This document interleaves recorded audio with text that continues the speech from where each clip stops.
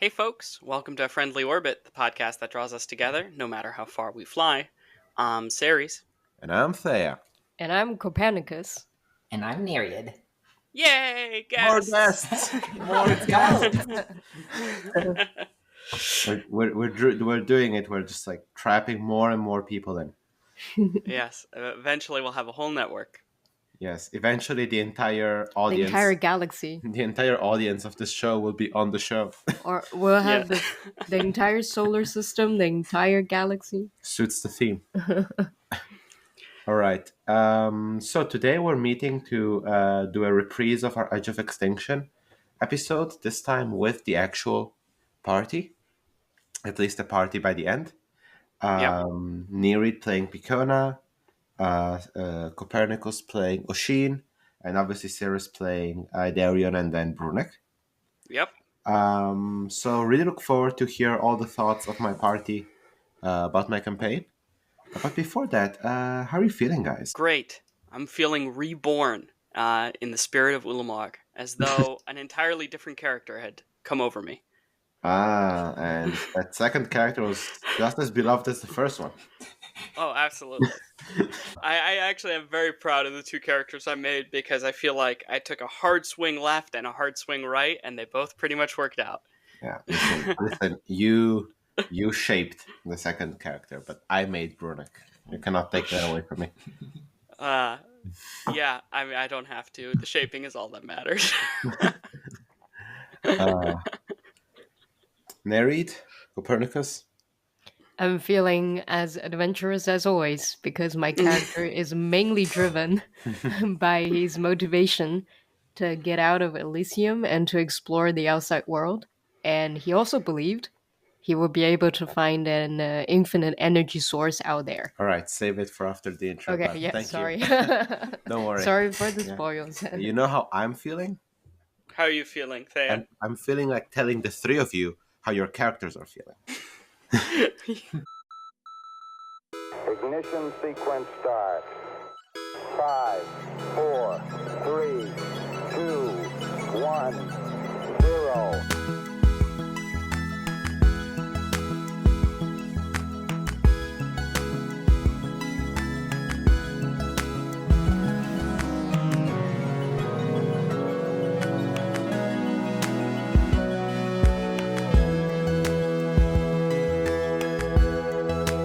All engine running.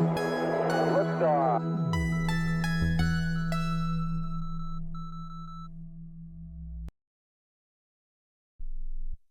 Okay. Edge of Extinction, our D&D campaign, here with all of my players of the final arcs of the game. Hello. Let's quickly go around. Ceres, why don't you start to briefly remind us, since you already told us about your character last episode. Okay, yeah. I'm Ceres. My characters were Idarian and Brunek.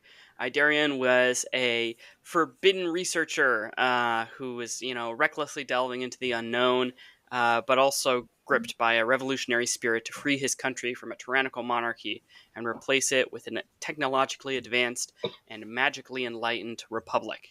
Idarian died eventually, but not in a bad way, and was replaced by a new character, Brunek. Brunek was a monster hunting scavenger who all he wants in the world is a place to call home where he gets to eat monsters and have fun. So he was a soldier who I played in the third arc of the campaign. Kind of a joke character, but a lot of fun. R.I.P. Idarian. R.I.P. Idarian. Why don't you go next, Neriad? Oh, yes. My character's name is Picona. She was a normal human person until a magical freak accident turned her into a shape-shifting wooden doll. And she's been getting wrapped up in all kinds of fighting-related activities ever since. And I'm Copernicus. My character was a bard who worked as a diplomat at the border. What was his name? Sorry, Oshin. Which is No. Okay, yeah, it's so attempting to explain. Okay. No. Never Pull mind. back. Never mind. He's a bard who worked as a diplomat at the border of the country. Then he he decided there was no future to guard the border when there is insufficient funding and poor conditions for the military over there. That's why he went back into the capital to work as one of the revolutionaries, literally underground. I mean, do you want me to correct you? Why are you staring at me? No, I think that's it. Okay. Yeah. Yeah. So that was Yeah. us, a party of That was three. us. Yes. And in case you haven't listened to or you don't remember everything from our previous episode, Edge of Extinction is my D&D campaign set in the Elysium, the last refuge of humanity from a scorched world where humans live enslaved by monsters. The heroes, Fliam, Kohai, Idarion, Oshin, and Picona, and eventually Brunek, kind of, have uncovered the foundational secrets of the Elysium that still haunted and fought off both its psionic rulers and a devilish invasion from the north. And the Elysium has been reformed from a quaint and mundane valley to an expansionist nation that embraces the arcane. And is All by right. humans for humans, Yes. which is kind of unique and important in this world because most of the other nations are ruled by, as Yeah. you said, monsters. Sponsored by Urumag. Yes, The we are sponsored. We are sponsored god. by an eldritch, great old god. Actually, quite literally sponsored, because much like a sponsor, you all wear his brand on your Yep. neck. Oh, that's It true. protects us from bad magic and other juju. It's like Yes. if you like got like an advertisement like tattooed on your skin in order for like metaphysical protection. Yep. Yeah, well, while you're killing orcs, you turn around, you're like, this imperialism is sponsored by Ulamog. Yeah, I mean, it's kind of really just religion, to be honest. The more I think about it, the more a brand is less what it is, and it's just a religious mark. You know, the way Yeah. people put I a mean, cross on their shield and yeah, I charge was about to into say, it's... combat and yell, "This is for my god," and then kill people. Yeah, It's pretty much just that. yeah. Hmm. Okay, Copernicus and Neriad, you were not there the past episode. So, me and Ceres gave kind of final thoughts and kind of our feelings about the session. Why don't you do the same? Neriad, why don't you start? Oh, this is a lot of pressure because I believe that the other episode isn't out yet, so we haven't not out listened yet. to your takes. Yeah. Yeah, that's true. Yeah. You have to. So your takes, as much as they can be in a campaign that we all shared together, are fresh and untainted by our opinions. That Yeah. means I could be wrong, even. Yes. I you don't could think have- that's really something you can be wrong about. It's your own feelings. No.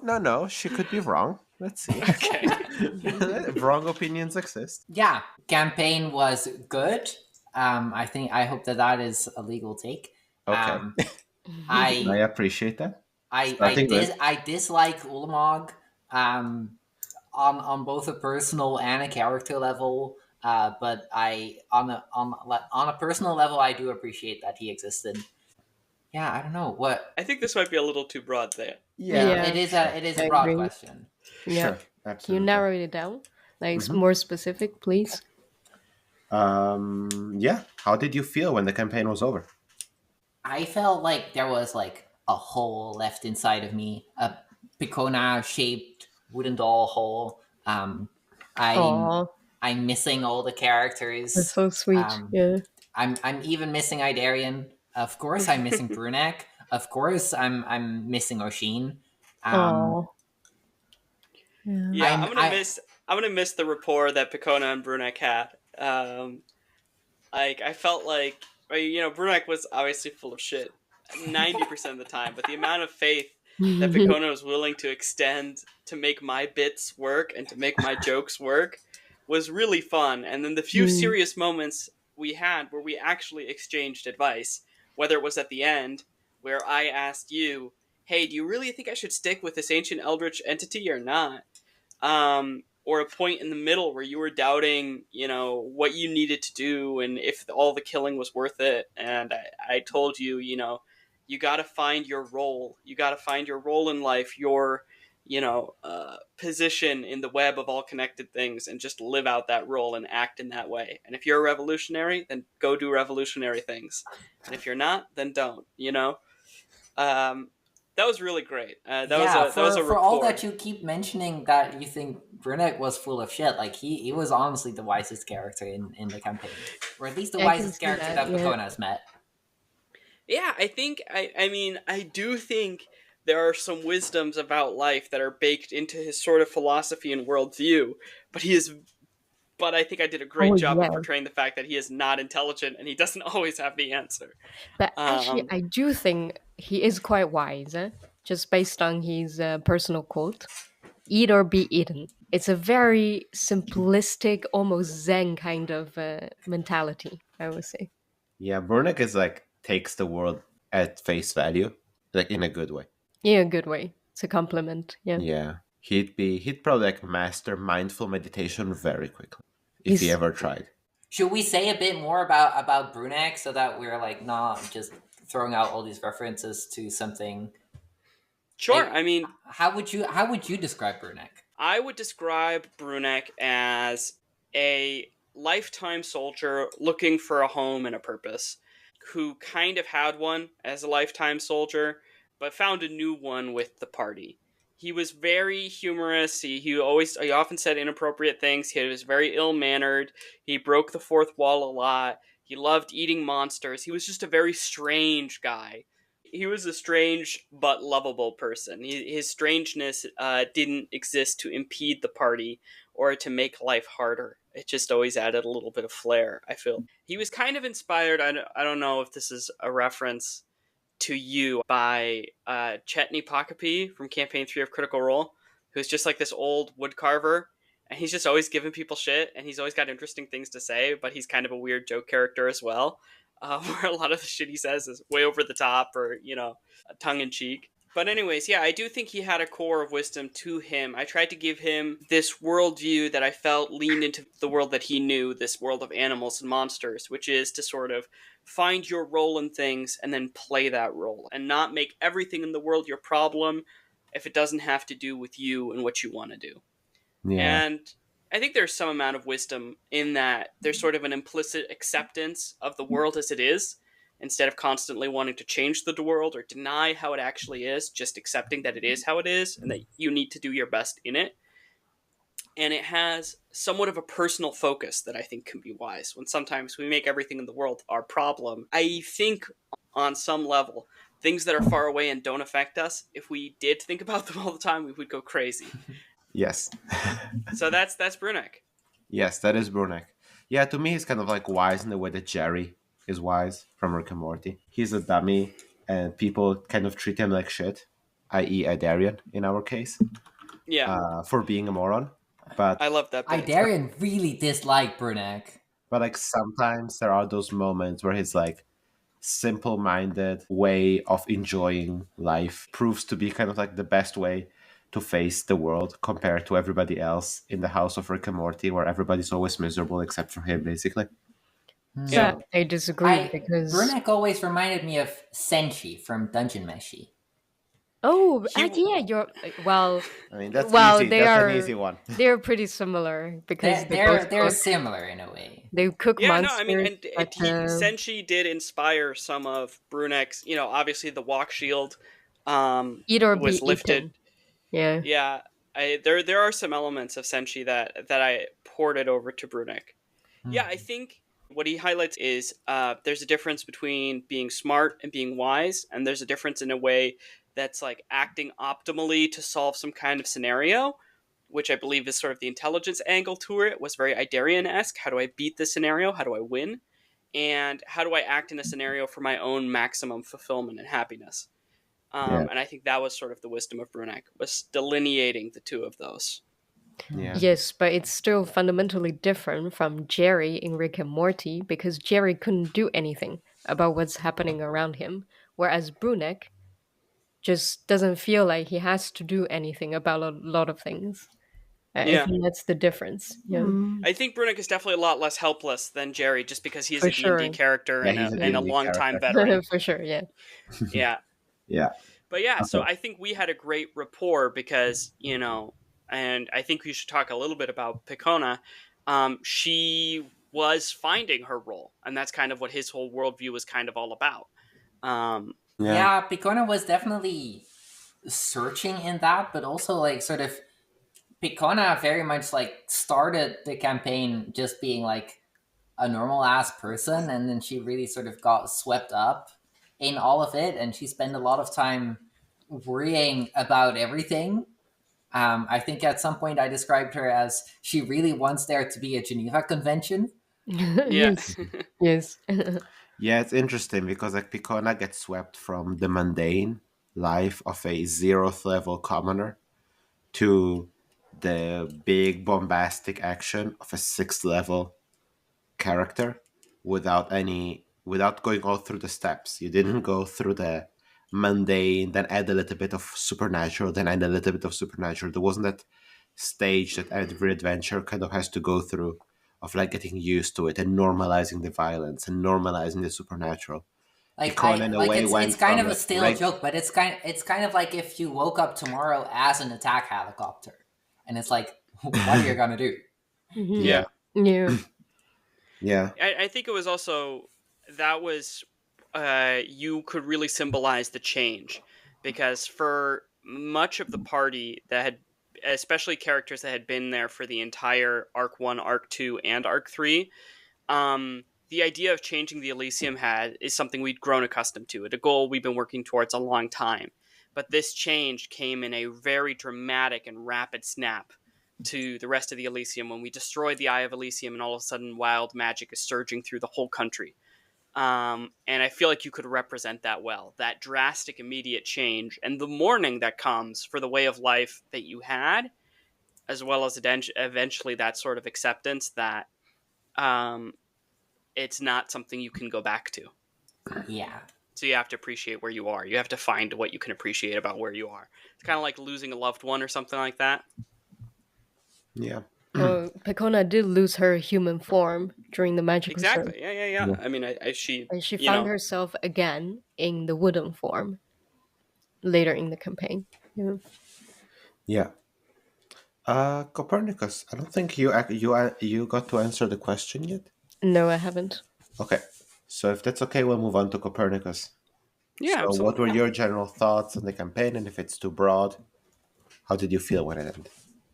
Well, I felt it was a very satisfying ending because I follow as Oshin, I followed the campaign a little bit more early on compared to Pecona, and I really saw how the drastic changes have happened in Elysium, and we have played.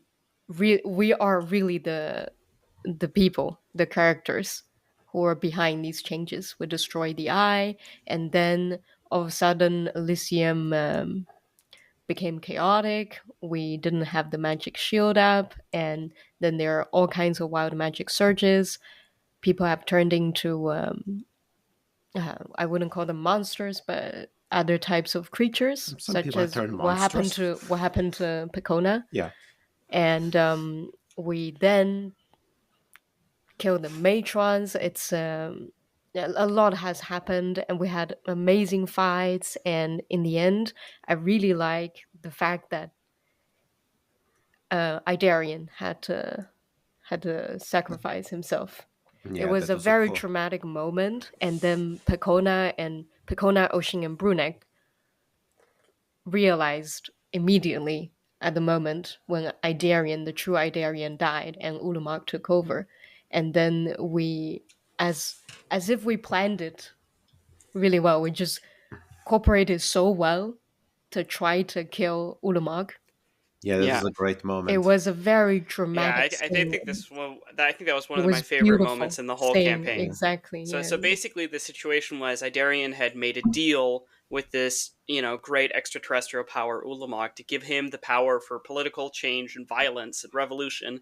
And in exchange, the moment that he's killed the matrons, the moment that the ruling class has been removed, the ruling body has been removed or murdered, um, then Ulamog, this being, could take over his body, his soul, his mind, which meant that Ulamog just kind of started to impersonate him, um, which I think I was just sort of expecting that he would die, or well, I'm not sure that's what I was expecting, but I think that's what he as a character was expecting, that he would just sort of die or dissolve. But actually, nothing happened to him. His body remains intact, except for, of course, his mind and soul are completely gone, and it's just Ulamog pretending to be him. So the second that this invasion of the body snatchers thing, so we're at our climax of power in a sense. We've killed, the king is dead. Long live the republic. We've had that moment. This is the moment now that we lose Idarian, that he gets carried off with his pact, and instead he just gets kind of body snatchered and says, "Oh no, I'm fine. I'm feeling great. I guess I must have more time or whatever." Da da da da da. And then both Nereid and Copernicus, both of your characters, as if you had perfectly coordinated this, Just look at Yep. each other. immediately murder me. Immediately Immediately, murder yes. this Idarian slash Ulamog, this possessed body, by throwing him off a cliff onto a cloud of daggers. Which was also great because since it had just been a big fight, this character's stat block, my X character sheet, was severely weakened. Low on spell slots, low on hit points, couldn't really fight back. And you immediately murdered him, and that was such a surprising twist and such a shakeup. I really loved that moment. I really Yes. like if telepathy is real, then it happened there. It Because happened Yeah. there, exactly. none of yeah. us we had not discussed this, and it was sort of Not at all. simultaneously surprising, but also we were perfectly in tune about what we're gonna do. Yeah. Yeah, I mean, Because how at could that you have moment, planned it? Like, at that moment, Pakona said to Oshin, Pakona locked eyes with Oshin, and then I immediately knew what we had to do. yeah. It was amazing. It was. Yeah, I mean, you couldn't even plan it because you didn't know what would happen to a Darian. We Like, didn't know. Yeah. it was really like, It was yeah. out of surprise. We didn't know it was gonna happen at some point, but we did not expect at that moment. That was it. Yeah, I was really looking forward to it, especially because obviously then Really I really looked immediately. forward Yeah. to like stand up and start role playing a Darren like an NPC, but Mhm. acting like he's the same old guy. Yeah. Yeah, In terms of character development, I think Oshin is quite different from Pakona and Brunek and Idarian, maybe. Maybe more similar to Idarian, I would say. Oshin Yeah. already had an idea of what he wanted to accomplish in the beginning, but then he had to deviate from his initial plan. He was with the Red Wolves at the border, and then he realized, okay, this is not going to work out. So he had to adapt. He went back into the city and became a harper. Then he realized, okay, yeah, remaining in the city couldn't do him much when he got to know the party and what the party was up to. So I think that makes yeah. up for another type of character I who had to mean, adapt yeah, throughout. it's But like then he kept the same goal, more or less. yeah, it's like Oshin didn't go really on a big internal journey of No. reevaluating his priorities. It was mainly an external journey of like, how do I get to my ultimate goal? How do I get it And done? yeah, Yeah. exactly. And you changed your plan a couple of Even times. though he's not, I mean, it's like in real life, you don't necessarily want to have the change, but if you're really looking at the long term purpose, Yeah. I don't know, it's like in academia, you have to keep moving from city to city. It's not always nice to relocate, but you knew you had to do it. Yeah. Yes. I think Idarian and Oshin were similar in that sense that they were both pretty set in their ways. They were both pretty convinced that they were correct and all else was wrong.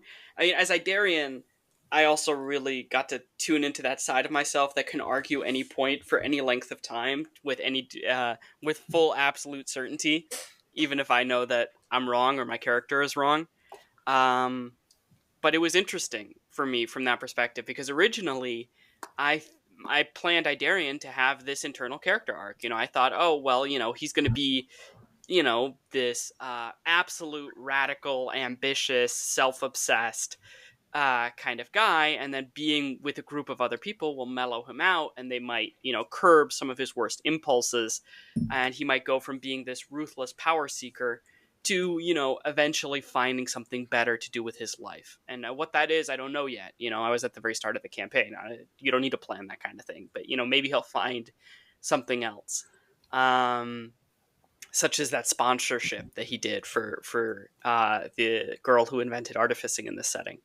But instead, I found the party very open in general, especially in Arc 1, but also in 2 and 3. The party very open to my ambition and to my power seeking, and not really pushing back to any extreme degree, and being like, yeah, no, we should do this thing. We should radically rechange reality. We should get rid of the monarchy. We should implement a republic. We should do it by violence. Any means are on the table. Um, so by the time that he got to arc 3, I was talking to Thea. I was like, I don't think this guy deserves a reform arc at this point. I don't think he's going to get one. He's actually more enabled by the people around him than really altered by them. So then his arc became external as well, and he became much more of a tragic character, I feel, where he never really quite figured it out. And then him and Oshin were totally on the same buddy train. We enabled each other, we argued with each other, we presented the best stuff. So yeah, I think those two characters were very close. Idarian Yes. was willing to give up everything to get to his goal. Oshin was never tested in that way, never really given the opportunity, but you almost did. Yeah. You signed away a lot. So Ulamog came and visited you in the night and was like, Oh, hey, yes. I can teach you how to make guns I did make a deal with at a him. cost. And you were like, basically, sure, where do I sign? Yes, Oshing seemed pretty desperate at that point. Yeah. Yeah, And Theo was I like, was wait, like, hold I on. yeah, I haven't. Yeah, I remember because like I came there with like, I will teach you how to make these weapons, but you have to make them the way I say. You have to make them with this rune carved on it and make sure that every kill goes to feeding me. I think And I hadn't even offered because like Ulamo actually had like something to offer you personally. It will be a nice character moment, but you had said yes yeah, I before think I even. that's how Oshing is, He immediately figured out this Ulamog is almighty. There's very little chance Oshing will be able to reject Of course, you can reject. He wasn't that powerful. I mean, he was powerful he already, he is powerful already, yeah. but you don't have to. You could bargain. I mean, for Oshing it was a good enough deal. Also, he just figured It's Sign like There's not- not much Oshin is chance to from this like object. powerful merchant family, and then didn't even think about negotiating the deal. Well, that's why he was a reject from a powerful merchant family. I was thinking you were going to say he's like. I mean, sounds like all the consequences will go to like the lower class people. He has enough money to shield himself from any consequences that may come from this deal. So he's like, sounds good. that does make sense. I think the elites, they are quite detached. I mean, yeah, and also Oshin might have been a reject, like might have left his wealthy family, but his job was being a diplomat for Meika. So Yeah, he was. I think Oshin theoretically should be pretty good at. He's at pretty good at bargaining. negotiation, bargaining. Yeah, I mean, I think it was just chooses a not to. situation. He just It's the chooses Well, not to. situation. Yeah. I think it's just a situation where you don't look a gift horse in the mouth. That was a very good deal for Oshin, and I think that's why he wanted to take it without reservation, without question. Exactly. Yeah, He really had a lot of faith in Ulamog. he Not did. like religious faith, just like this guy seems like he's on the level. He wants power. I want power. We can work together. Why not? Oshin really, I think, sometimes was more ruthless than Idarian even. Idarian He did is, have some connections yeah. that sort of made him double think. He was very selfish, but also very groupish, where people who were in his family or his found family he cared a great deal about. Oshin was just like sometimes would say is. truly psychotic things. Like, yeah, let's just kill these 2,000 people. That's the best thing, right? Because that way they can't take revenge on us or something like that. He is And it one would of be those like- greater good people. He's not religious, but he does a lot of things religiously. Yeah, I think he's just cold. I think he's actually just much colder than you might think. Like he left home and never wrote back to his brother. And then when he met his brother, he kind of lied to him and would not say he was sorry no matter what for having left without, questioning. So I think in a lot of ways, he's the Idarian who didn't have to die for the cause. And to me, exemplifies the idea that the Elysium has learned some important lessons. But because this setting is as it is, everything is a limited success. And the limited success of the Elysium is there are very important lessons about the quote unquote greater good and ruthlessness and sacrifice and nationalism that are yet to be learned. Yeah, that's true. I agree. Oshin is pretty cold because he is very carried um, carried he's carried away mostly by his great purpose, let's say, and then the rest for him is not as grand as not as the greater purpose. Yeah. Yeah. Also, Oshin has a very specific personal goal. Like Oshin isn't really in the fight for the revolution He because of is. high-minded political ideals. You were always about like you want to get to the sea. But then the reason why he wants to get to the sea is to obtain the infinite power source. And he Mm. believes that is what is needed for Elysium to realize equality for everyone. Once you have enough resources, infinite, it's literally infinite resources for everyone. Mm. That's his Yeah. ideal. Of course, it's very naive, but that's what he believes in. His mother, Yeah, I think Oshin is a great proponent of progress and does not shy at all away from the calculus of human lives. And just like, yeah, well, you lose 2,000, but you protect 4,000. What So I'm saying is like if you imagine the scenario where Idarion shows up to Oshin and is like and makes a compelling argument for why the best way to expand the Elysium to the sea and reach that power source is through a violent autocracy that rules with an iron fist over all the people of the Elysium. okay, but that is different. That is very different. But don't you think that Oshin would be like, well, ultimately, if that gets us the power source faster, then we can fix the world faster with that? Well, he will have to ponder for a long while. Yes, yeah. But I my think a guess lot of is characters he would. would not. He would not. Mm. I think he would not. He would talk to Idarian. He would try to convince him, okay, this doesn't make sense. This goes against what we want to achieve. What if the deal is? What if the deal is iron fist until we reach the power source and then democracy for all? If it is, if he has good arguments, Oshin will consider. But he has to have really I good said, if arguments. Darren brought good arguments to Oshin, here's a good argument, a good I still rationale. think, though, you have to admit, Thea, right? Wanting an infinite power source for the betterment of mankind is not really a personal motivation.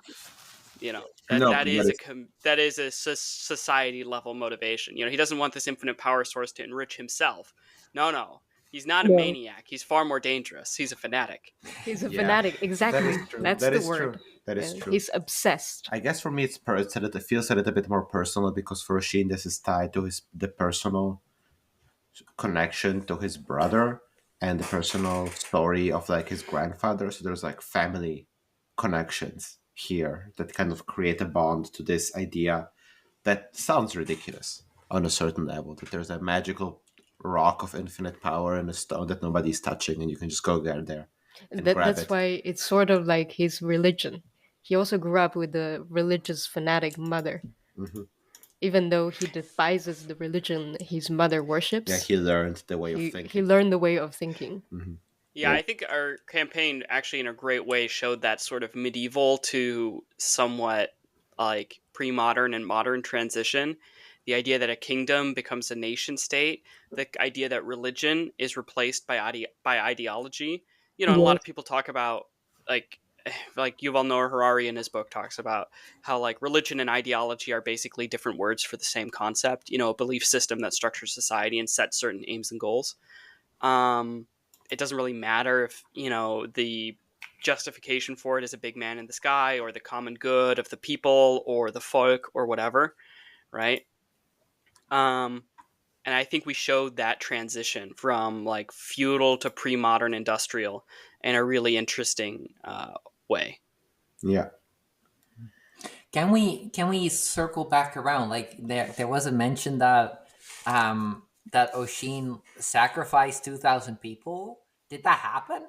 Wait, I did not. No, he'd just be totally willing. That was just an Okay, example. okay. That I was an can't. example. Not he did. Okay, okay. I think Did not. there was a moment when we were taking when we were in maybe I'm misremembering this, but I think there maybe was a moment where we were in the Matron's Mercy, the big final castle that these gods had sealed themselves Yes. into, and there was a whole, I mean, I don't know, thousands or hundreds, many, many people who were like in these Thousands. sleeping vats, and they seemed to just be sleeping, and we were like, do we free them? Do we, kill them? Are these people infected? Do we just Oh move past yes. them? And if I remember correctly, Oshin at that point was like totally comfortable with just, yeah, Poison well, if woman. we kill the matrons and they all die, then that's just what happens, and that's fine. It's still the Yeah. greater good. Yeah, it's still the Um, greater You good. guys also talked about poisoning the water, so killing all the bodies while they were asleep, which was very yeah, interesting to me. Because like Idarian's sister and father were in there. Oh no. yeah, that would have been a shocker, huh? That's true. I would have been like, Uh oh. listen, they are here. Okay, they were in the Mercy. We established that. Yeah. We ended up not doing that, right? But there were moments where Oshin was very callous with human He life, was or ready. humanoid life. Yeah, Yeah, ready Um, to. like shooting, I shooting a fleeing enemy in the back. Because Yeah, he or like wants to be executing thorough. all the soldiers of the previous regime upon success, upon regime change. And then Hmm. we were like, well, maybe we don't do that, right? Maybe we can Yes. integrate these people into society. We don't need to, you know. Yeah, I mean, the families of those matrons were definitely made an example of. But yeah, But that's where you two clashed, Nereid and Oshin. Well, why Yeah, don't you talk about that? Pecona and Oshin. Yeah, that's true. I Yeah, think. Picona was all the time like, "Hey, why did you shoot that? Like, he surrendered. Why did you shoot him in the back?"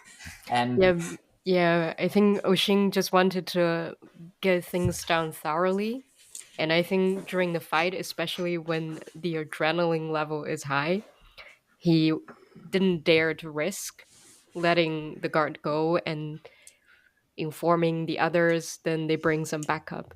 I think at that point, that's what he was thinking. it's no, to me it felt more emotional than that. Like for sure, like Yes, he's Brunek definitely. was Yeah. very practical about like doing field executions on people who had been captured, just because it was like the easy way to go about it. But I don't know, like Oshin felt way more emotional or impulsive about it. Yes, because it's driven by fear. Oshin is always scared that things wouldn't work out.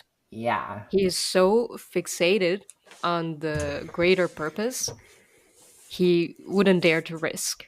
And the reason why he's so fixated on the greater purpose also has something to do with his childhood, because he has been sort of abandoned by his family, and he had a lot of trauma that he didn't deal with. For example, the death of his brother, the fact that his mother thought he was um, a punishment from a God. punishment from God. He was ignored. His father was never as loving with him as with Isabel. So, That's a very recent development. yes, but I mean, his father was not around. He The wasn't father is as clearly not, yeah, not clearly the exactly, yeah, warmest person. That is for sure. exactly. So basically, Oshin grew up in solitude, and he had a lot of trauma that he did not deal with.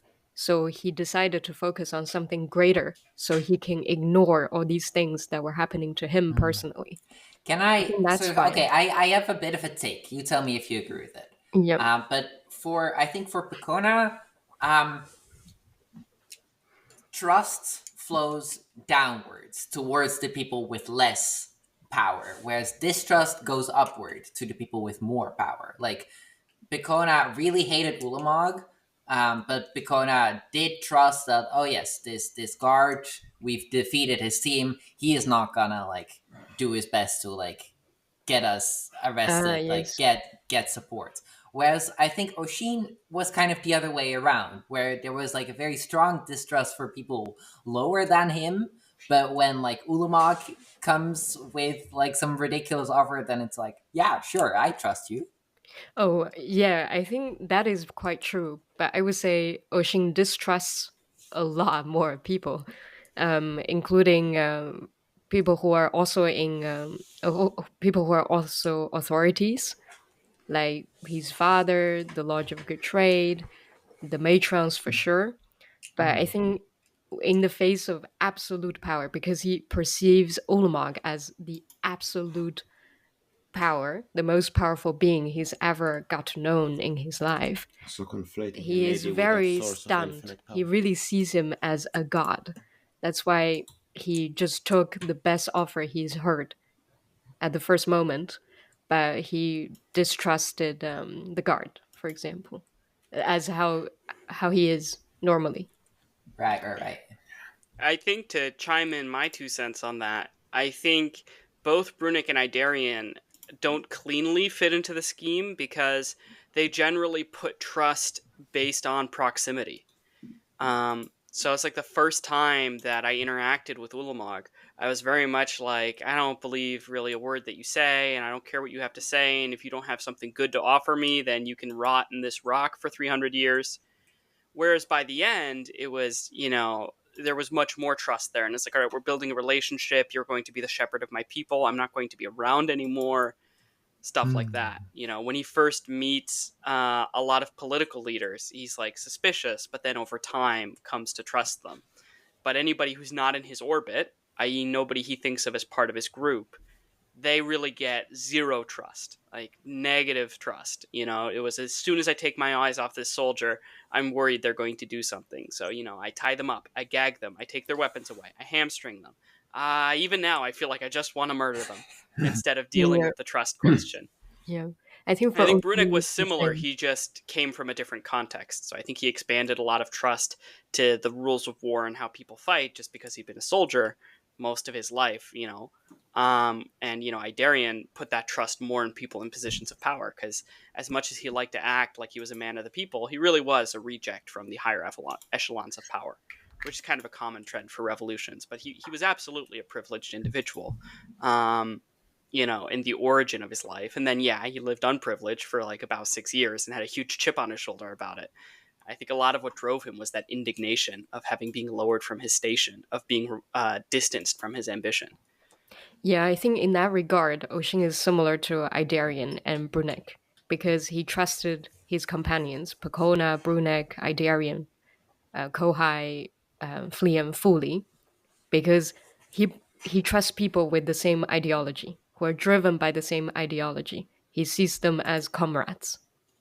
Well, and I think that's also the path to radicalization, is only trusting people who you know and whose opinions you already agree with, right? Exactly. Like, Idarian put a lot of trust in the members of the party, and the members of the party put a lot of trust in him, obviously barring Pecona. And so that's why he never got that pushback in a lot of ways. Is he was like, hey, I want to summon alien horrors to this plane and bind them so that they can serve humanity, and we can, for the greater good, we can, harness eldritch magics.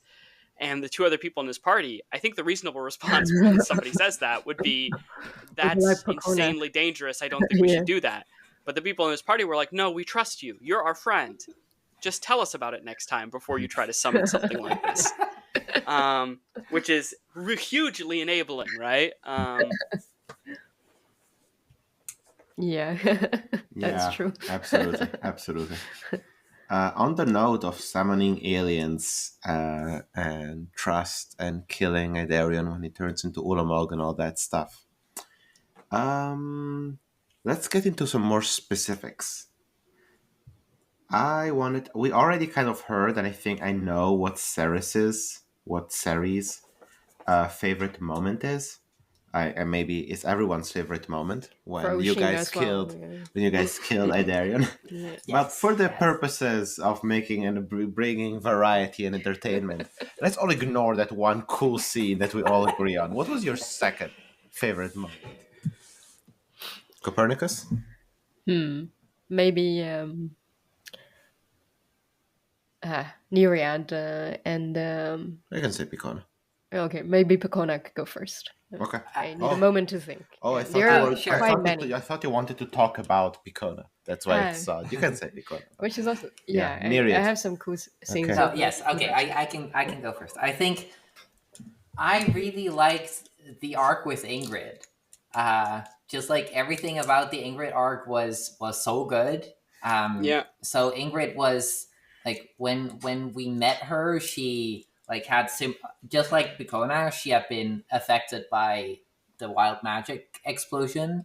But she had turned into like a desk and a loose hand and a knife and a pen and like just an assortment of random objects, I think.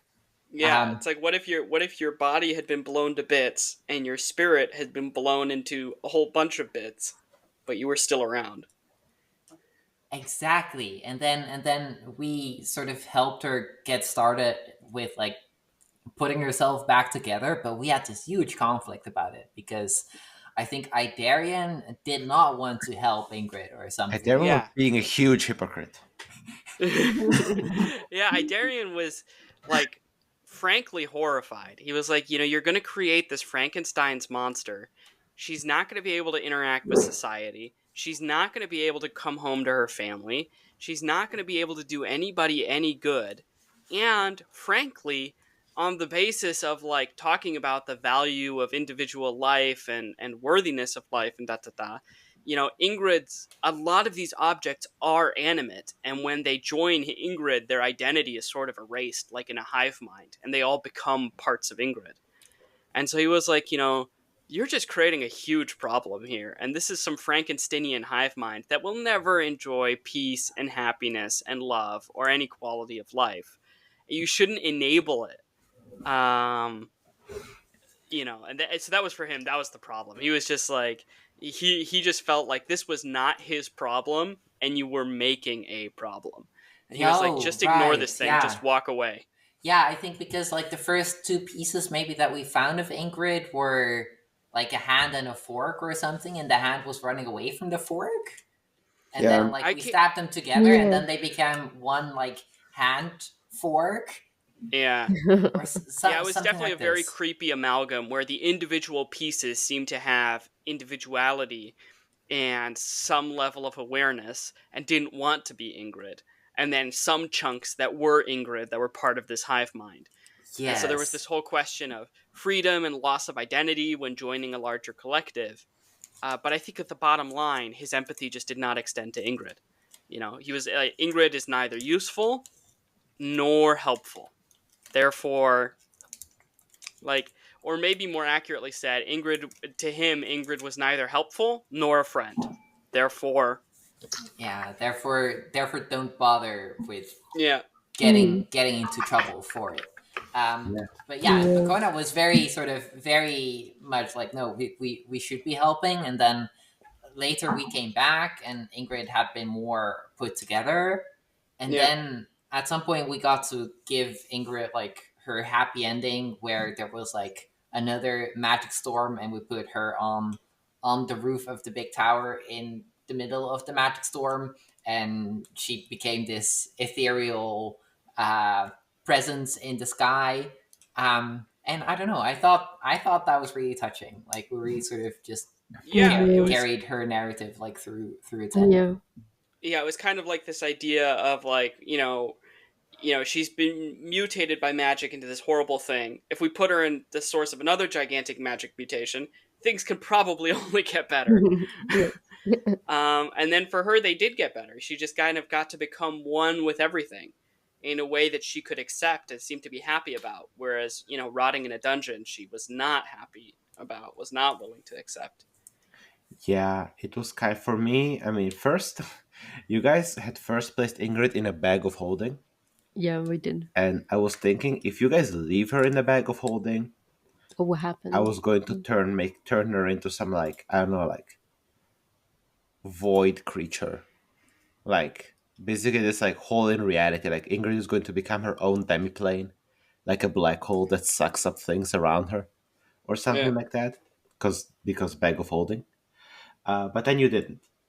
And so I thought, oh, you know what happened the first time to Ingrid? Her soul was kind of like scattered. Yeah. And like, what if it scatters even more?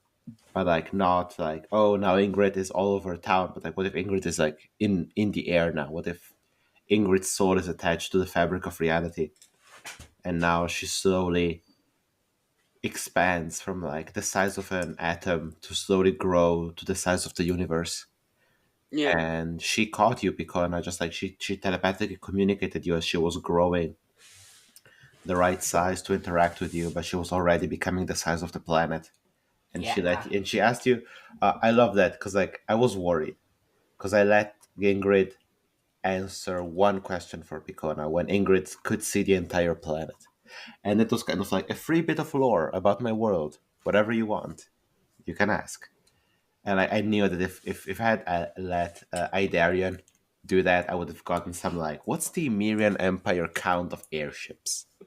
You know? Oh yeah, that would And be I thought, strategic. yeah, correct. I was like, I mean, one question. What can Neriad possibly come up with that is so destructive? And then what did you come up with, Neriad? Um, yeah, Picona decided she wanted to see the ocean because Oshin had been Hmm. talking about the ocean so much, like Yes. really hyping it up. Um, and yeah, it was just a beautiful little moment. Yeah. And you never went to Oshin and told him about it. So Oshin never knew that you had actually seen the ocean. Wait, That's Ocean knew. interesting. Like at No, least, Picona never went and told you that, oh, I Well, spoke at with least not on screen. not on and not on screen. screen. Yeah, I mean, my It's up to okay. Neriad. As a It's, player, Like I know. it's Yeah. yeah, it's like I don't know. It's like if your dying friend shows you like one personal thing, it I don't know. It felt like Yes. it would be sort of spoiling it or like ruining it to like share it around. I Like mean, that's I kind of do Oshin because like specific. understand. how Yeah. also like if you've never seen the sea before, like how do you even describe it?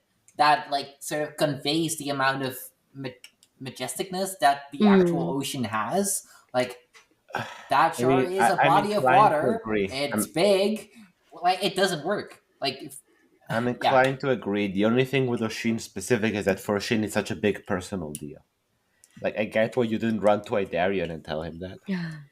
But I yeah. mean, I do get what Pekona is saying, and it's like you always wanted to go to a Taylor Swift concert, and then your friend had You always basically, come up with an example. You always come up with a weird, real world example. and then your Hey, friend let him actually went. cook. Let Yeah, them cook. and then your friend actually went to Taylor Swift's concert Doesn't tell you about it. because it's Well, indescribable. well, I mean, just like sending the It's so pictures, right? amazing. That could feel kind of like, But yeah, yeah, sending the okay, I'm pictures glad you saw it. I kind of wanted to see it. would be quite nice. Yes. Yeah, I Yes. thought that whole that scenario would be was also nice. notable because it was one of the few arguments within the party that Idarian lost.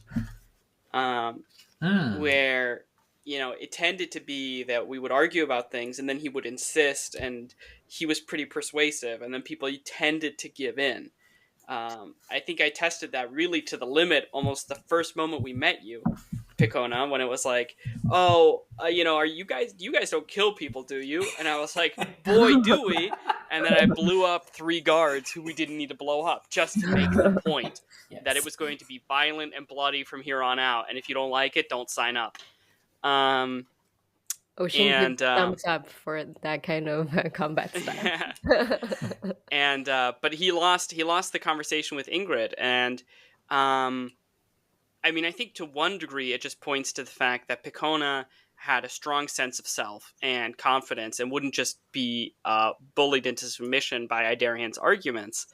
I think it was also that for Idarian, at some level, it was like, fine, I don't care about Ingrid, but if you care about Ingrid, then I care. And that's sort of what I think he took from the final moment. Was like, oh, okay, I'm glad Picona's happy with the way things resolved. Um, you Hmm. know, Hmm. Yeah. but I feel like that just highlights how shallow his emotional world was. How Yeah. shallow and barren, and I think that's the real tragedy of the character. Someone who is always trying to beat a scenario and is so hyper analytical that he's never really lived in a sense. Yeah. Speaking of Ceres, what was your favorite moment?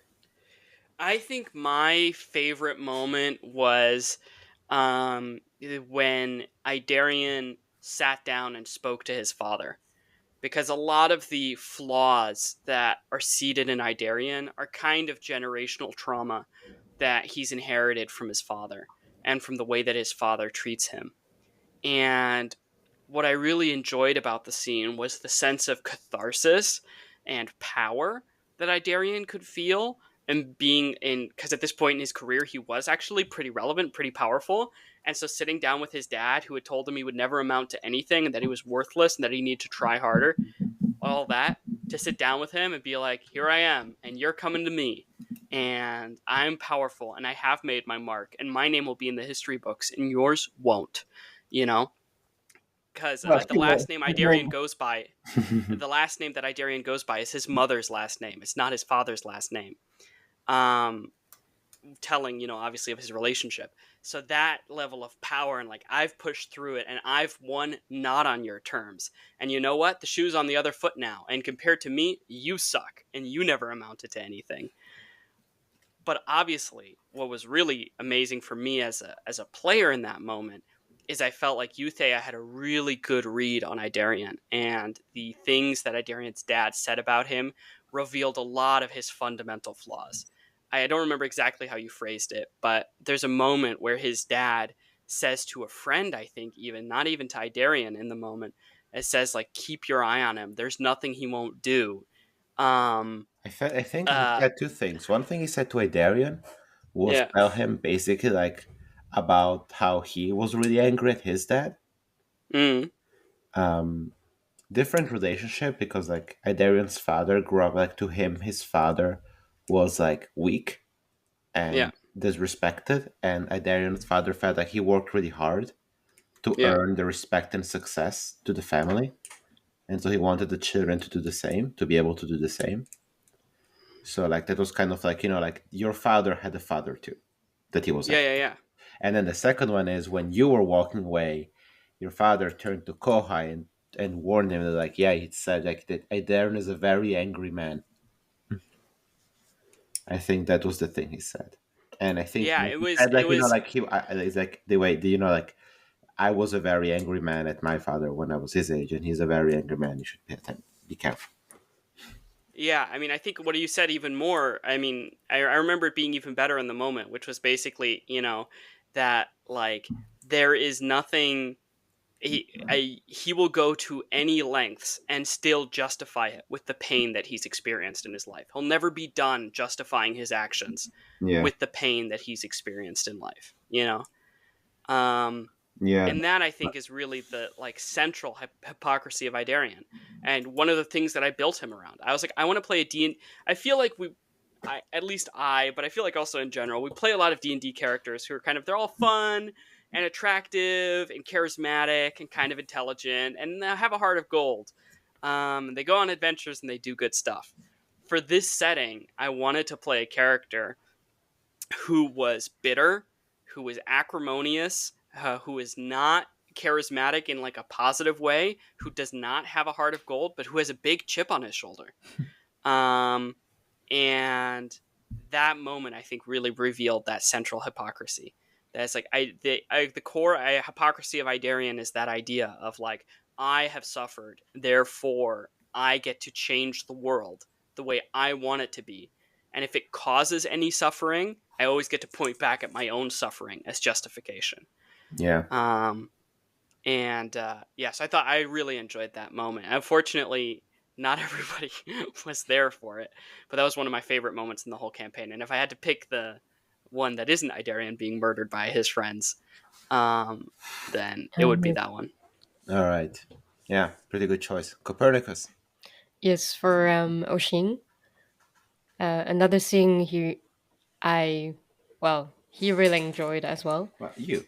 Okay, I enjoyed and he enjoyed as well was when we replicated the device his brother Nate invented, which Mm, is called the Natometer, yeah. because he's always kept the notebook of his brother, his late brother, who passed away, who was a very talented scholar. And in the book, he noted down how to make a device that can detect magical gradient. Hmm. And with this device, Ocean hopes one day he can find the infinite energy source. Hmm. And we basically, with the party with Pacona, Brunek, and Idarian, we replicated it. We built it. Actually, maybe it was built for the first time ever. Hmm. With the No, no, no. He had built his own. you sure, Yeah, Diane? they're in they're in Lutzbeck. where he Oh used yeah, it and you're where he right. got the Sorry. Oh wrong, my god. Sorry where he guys. got Long the day. Yeah. wrong, where he got the wrong That's true. measurements. He already built it, Yeah, because he was and he picking got the up wrong the measurements. Yeah. yeah, because he was picking up the wrong signal. From Remember, the it was eye related. instead. Yeah, it was revealed. Yeah. Yeah. Right. So sorry. But then yes, it was the first time the device has been built again, and Oshin could replicate the measurement with the NATO meter with the party at the order of the spark to figure out in which direction we will have a magical search. Yeah. Yeah. And it was a very special moment for Oshin because from there he saw hope that we are not just fighting this we're not just fighting a civil war taking out the matrons and then also fighting the Umirian Empire, but we are also getting to his final goal of getting out there after all of this is done. Then he can use the NATO meter to Yeah. actually track down the source. Yeah, it was the first like real step of like technological progress Yeah, after the destruction of the Elysium, of the Eye of Elysium, that was made possible by by Oshin's destruction of the brothers yes, construction design yeah, technology. yeah, exactly, yeah, absolutely, Which gave Oshin the confidence, and it's also a way for him to yeah, um, for him to validate yeah, his brother's life's work, basically. Yeah, I mean, Oshin was a bard, but your latent tinkering abilities and doing Yeah, like magical inventions and stuff and like buddy bro invention time was always a fun sort of connection that our characters exactly, both shared. because he learned it from his late brother, yeah. Yeah. and his late brother was also the only person he was close to in his family. Nate That's the Late. That's what they call Nate him. the Nate Late. the Late. Yeah. Sure. As a bonus, my favorite Brunek moment was probably, I don't know, it's close, but was probably those moments I mentioned before, the quiet moments where we gave each other advice. And I just always feel so great to sit down with like friends and play D&D and have your character be like fully and wholly accepted, because that's just good medicine for the soul. You know, to feel yourself be accepted by a group and to have people be like, you know what, Brunek, you're not just a moron. That felt obviously good to him, but it's also an amazing thing to hear as a player. And I liked the advice that I could give, and the old gruesome war stories I could tell. And you know what I learned from that? I learned fuck fuck orcs. I don't like them. They tried to kill me, and it's my job to keep them from coming into the Elysium, and that's what I'm gonna do.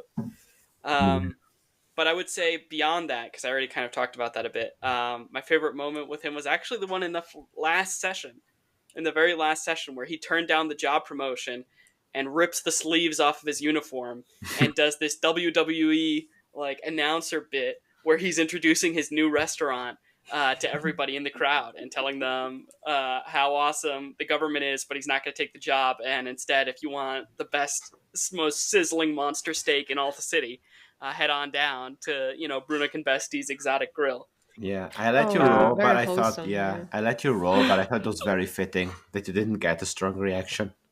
Yeah. It was like the crowd was Yeah. very confused. I loved that. I felt like Idarian's whole thing was talking a long time and being persuasive, and Brunek's whole thing was talking a long time and people being like, what? Equal confidence being used for both characters, of course. Yes. So yeah, I mean, Brunek's weird mind is obviously fun, and the comedy of that was fun, and I felt like the moment landed with us as a group, and I enjoyed that. But I also enjoyed that I got to have a little bit of a character arc with Brunek and have him have that moment where he seeks, for the first time in a long time, not to be of maximum utility in his role to others, but instead be of maximum utility to himself, Yeah. and choose what he Yes, wants. that's Yeah. true. Yeah. By the way, I thought that was a great moment. yeah, Yeah. yeah, absolutely. I liked it. I asked your final thoughts, and you guys gave me a favorite moment. And then I asked you for a favorite moment, and Neriad immediately gives me the favorite NPC, Ingrid. Oh, yeah. because you wouldn't believe what the next question is. That's convenient. Yes, Wait, no, Neriad, no, well, no, wait, Thea, what was your favorite moment? ah, too many to count, guys. Obviously, that's the correct answer. What's the first one? Yeah, sure. And now tell us one. Yeah. Elaborate. Yeah. Let's see. Why don't you rank them? Exactly. Give us all 5 in ranked order then. Yeah. Okay. Rank them by alphabetic order instead. Yeah. I really enjoyed the Mindscape session where we were visiting Meika's memories. But Oh god, that's a real deep cut for this group. yeah, I was about to say, but like half of the half of the guests right now, like half of the people on this podcast right now weren't there for it. So I'll pick another one. Wait. Let's see. I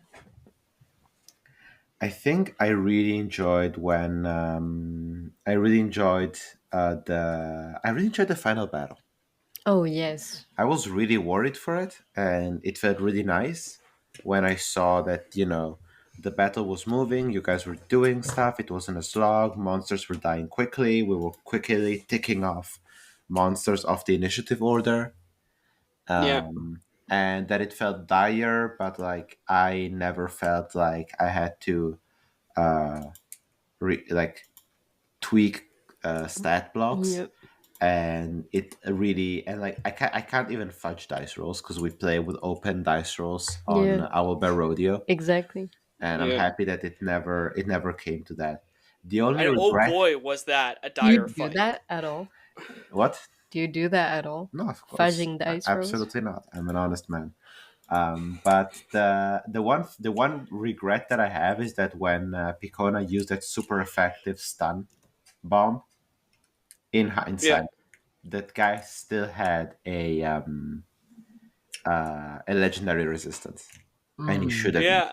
He should have used it, and I simply forgot. It Well, wasn't a I mistake. like to think that he didn't think it was that bad. I like to think that he was, because I noticed that too. But I thought, yeah, I think he's arrogant.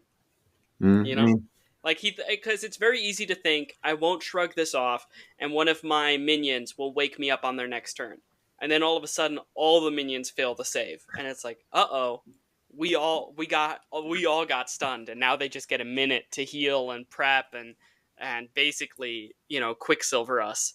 yeah, um, Oh, yeah. yeah, this was the last fight in the reactor room to ward off the devils. It was very tense. This was our Death Star moment.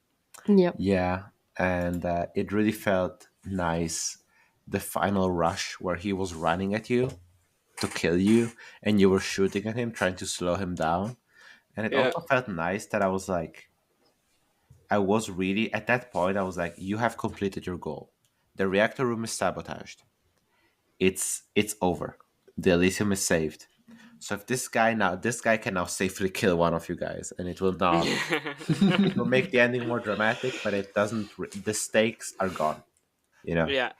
Yeah, the overall flow of the fight was kind of, we came in, we blasted a bunch of people with these Killed lightning so many javelins minions. we'd acquired. Killed Then some we minions. got into the skirmishing and the scrum, the middle of the combat. We got very close to starting to have PCs go down, which with such a small group is dangerous territory. And then Picona shot that stun grenade gun sort of weapon, and stunned the entire enemy team except Yeah. for one, but then we killed that individual on the next initiative count. So then we had a whole minute and the fight was basically over. We Yeah, you could guys just do anything we wanted to. And Yeah, then that last moment was so great, where like with the open dice rolls, because he comes charging at us, and Screaming. screaming, using all of his power-ups to attack us, and rolls 2 natural ones in a row on his attacks, just threatening us, screaming at us, but this completely impotent rage before his boss kind of materializes, and he goes, haha, my boss is gonna save me, and the boss goes, you fucking suck, and eats his soul. Yeah, That was the seraph materializes as like this golden god, devours his Yeah. devilness and leaves him. and the 1 in 400 shot of the dice just telling that story on his last turn of the double natural one on his last turn. It was Oh, it was dramatic. beautiful. Yeah. Yeah. It was really awesome.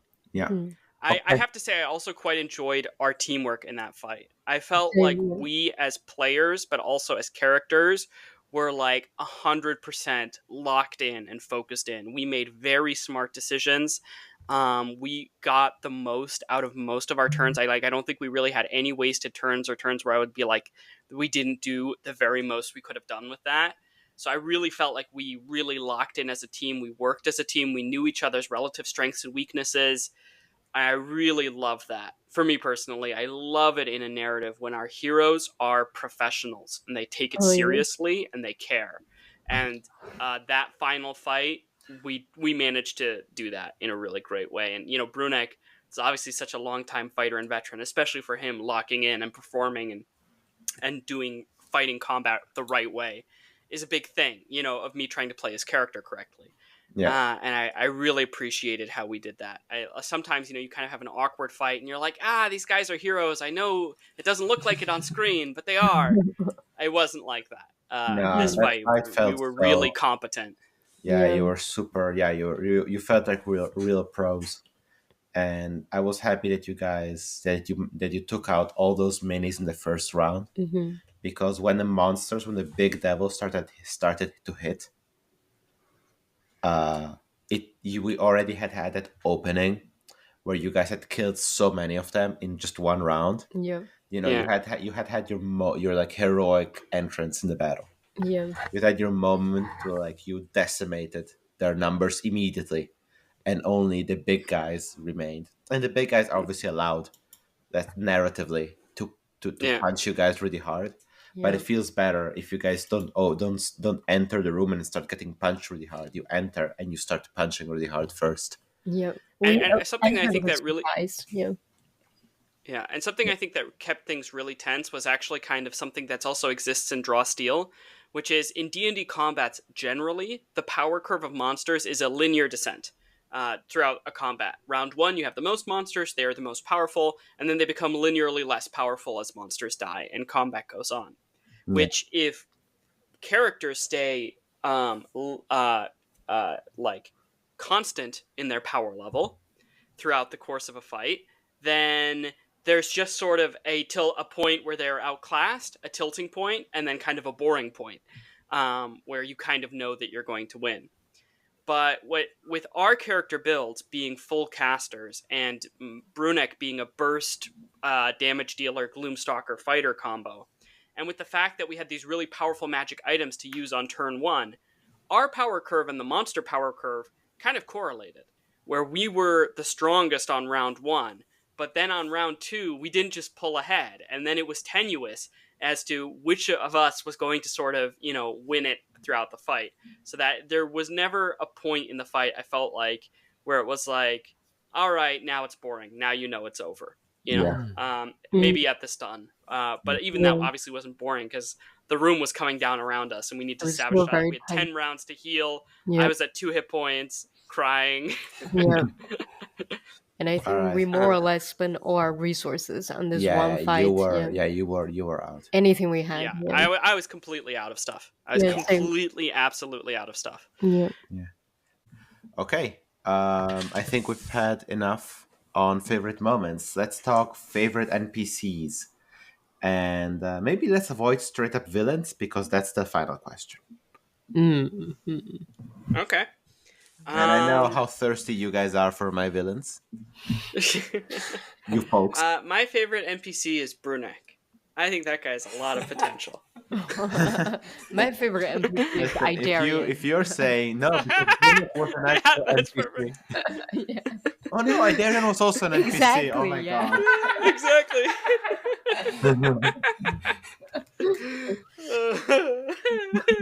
You two suck. Well, to be fair, Brunek was very beloved as an NPC before. Oh, he's Yeah, like it was so funny, the running joke. He really couldn't hit shit. You were like rolling d10s when it came to his attacks somehow. Yeah, Obviously you weren't, but that's what it felt like. yeah, he really was. I started Brunek is like from the first arc, from the times the party went out for Mecha outside of the Elysium, and he was really bad at killing anything. But everyone was very amused when he started to find out however he was going to cook the next monster. But is that your real NPC, Ceres? No, I mean there's a lot. I have a hard time narrowing it down, um, but I really like there were NPCs I liked hanging out with, but I don't know. For me, I naturally reached towards the ones that I narratively liked the best. I really liked Picona's parents. The fact Interesting. that they were both just concerned for her safety and telling her, "Look, it's not your problem though. So why are you the one in the front line of fire?" was really powerful and feels like something parents would say, but still wrong. And Picona's ability to stand up to that and stand up to parental pressure, I felt like that was an awesome dynamic.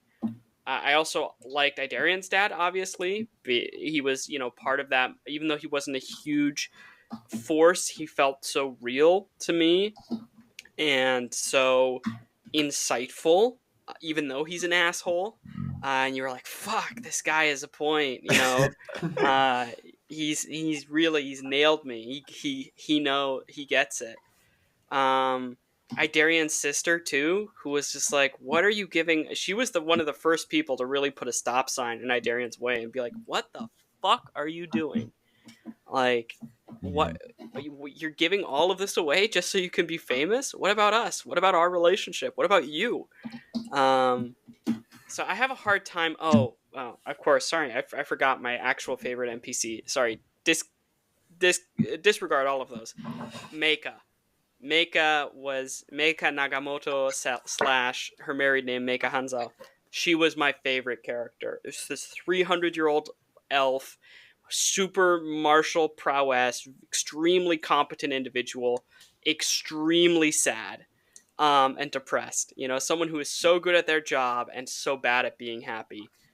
Can't let go of control, can't let go of the childhood dream, can't accept that reality is what it is. Like, magic is here to stay now, and you can never go back to those olden days of yore when you were a child and your family was still alive.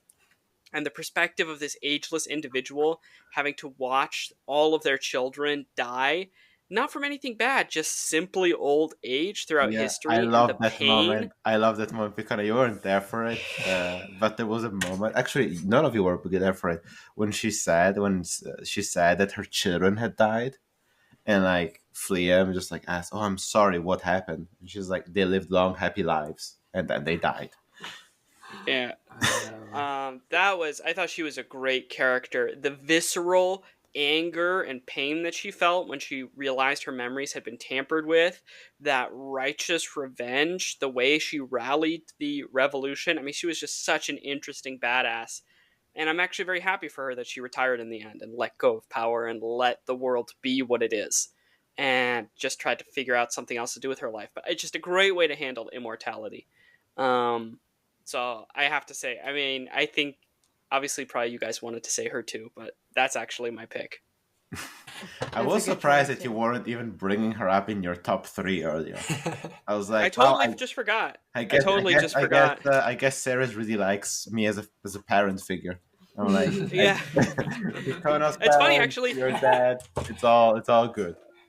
I don't even know really what it is, but I think you play parents really well, but I think you actually also play love interests pretty well. And, and that was really fun for me. It was really fun for me to flirt with your NPCs. And like as Idarian flirt really badly. That was really funny. That Yeah, was really enjoyable to have this, the mastermind, the manipulator, the ambitious power seeker. He can't flirt. He's really bad at it. yeah. Professor Jixiang was. I mean, I kind of improvised. That was a last minute decision, but I think it brought a lot.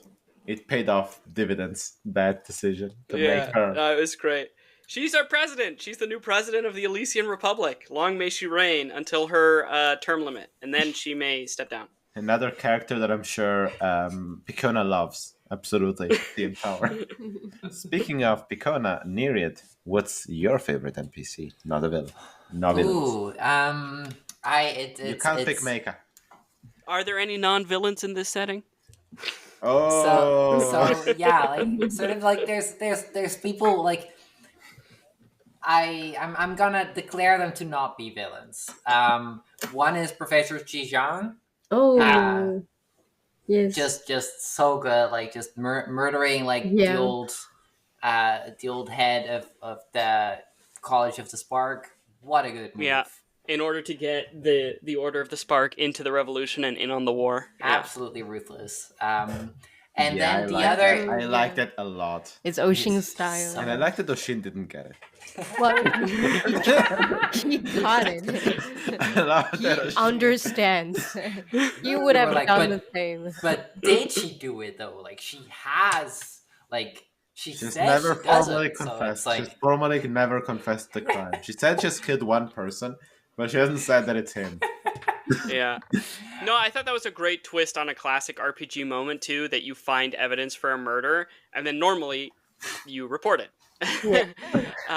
This was a great twist on that. You find evidence for a murder and you realize you don't want to report it. It was in your interest. Yeah. I think you did a great job at continuously posing the questions to us as player characters of how far would you go for change? Yeah. yeah. I really enjoyed To that. which, Idarian and Oshin could continuously answer yes and trample all over morality and just move on with their day. And Vicona would be like, wait, guys, hold on a second. Yes. Did you hear what she said? I wrote it down for you guys. I'll read it out again. Yeah, okay. and then the other like close second is the alchemical clockwork. Oh, yeah. What an Yeah, the absolutely clockwork, yeah. delightful character concept. And just this introduction where they were like gonna like keeping these people hostage or something, or like they were gonna like sacrifice these people to like power up their ritual, was it? Yeah, and how Yeah. you were okay with just instead sacrificing some wallkeepers. Because that's Yeah. different. Because that's different. I thought that was such a classic, like great, like Idarian Oshin moment, Yeah. being like, this thing, if it goes through with its ritual, it's going to cost human lives, and then being like, well, these human lives we care about, so let's just get these people out of here. Yeah. We'll get some nameless cops in here who we would probably kill next Tuesday anyways in course of the revolution, Exactly. and get these monarchist bootlickers to pay for the Clockwork's life, and we could all move on with our day. And just the Bolshevik utilitarian ruthlessness that we displayed during that session. It was just Absolutely, yeah. being like, we're playing for keeps, man. We don't give a fuck about these cops' lives. That was I mean, it was obviously crazy dark, but a really interesting thing to explore through our characters. Yes. Yeah, the clockwork I really enjoyed, and I was never sure what I would do with it, but I always wanted to have like a big building full of mechanical stuff and maybe a lot of pipes to come to life when the eye was destroyed. I appreciate that you appreciate it. What about you, Yeah, Oshin Copernicus? Yes. So actually, you guys already talked about my answers. The first is Meika, and the second is Professor Jinxiang. Really? Yeah. You keep trash talking Meika when you're off the Well, mic. but they are good NPCs. Come on. But as Oshin, he doesn't like it when he gets scolded at by Meika. Oh yeah, because- that was really interesting. That was a really interesting dynamic. The first time Oshin gets scolded in life, it seemed Exactly. like I don't like did these not like it. consequences, accountability. I don't like this. Not even his own parents have done that, you know. Like your mom all the time. For being alive. But she just curses Oshin as, I don't know, the punishment from God. And that's something There's he's nothing used he can to. do about it. Nothing he can do about it. It's Knowing that Meika, it's your it was fault actually that you're being around him. criticized. Yeah, with Meika, it was actually earned Exactly. through your stupid actions. Exactly, yeah. And I believe Oshin might have some mommy issues. That's why he was Oh, for extra sure. disappointed. Yeah.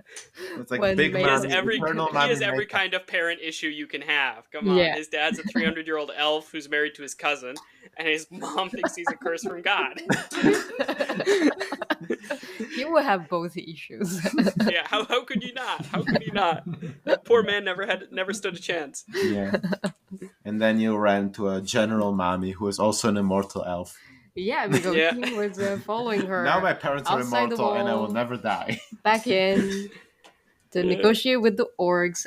I believe they have a profound bond during the Yeah. time they Yeah. worked together. But then that was exactly the first time Ocean got scolded at by Mommy Maker. Yeah. So And Professor Jishan, I think Ocean really appreciates her way of doing. Well, how determined she Yeah. is about the cause that she killed an authoritarian authoritarian. authority Mhm. for the cause. Yeah. Yeah. And then he really appreciates, of course, well, as a player, I really As a player. appreciate Ocean's family overall. I Mm. think you did a good job designing those characters. You love that cousin twist. You're like more. Wow, that was very unexpected and is pretty disturbing.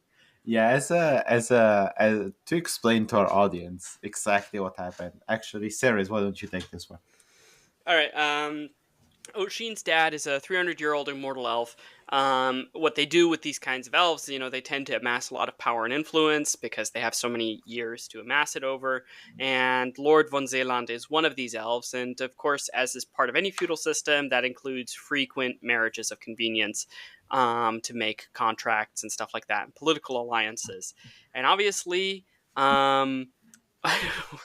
he just stays the same age. But he keeps marrying younger people. And so Oshin returns from his lengthy exile from the von Zeeland family to find his father has remarried the unstable the unstable mother that Oshin knew, and has married instead somebody far younger from the same family, i.e., Oshin's cousin, somebody he's met and grown up alongside many times. And obviously that is very, unsettling and disturbing. And it was an endless sort of source of for us during sessions when we would just remind each other of this and be like, oh God, it's so awful. Yes. Yeah, I remember. And they have a child together. Yes, they have. Yeah, Which is my... I don't know. I like to imagine that this was addressed in the Constitution. And one of the first things we changed about this setting.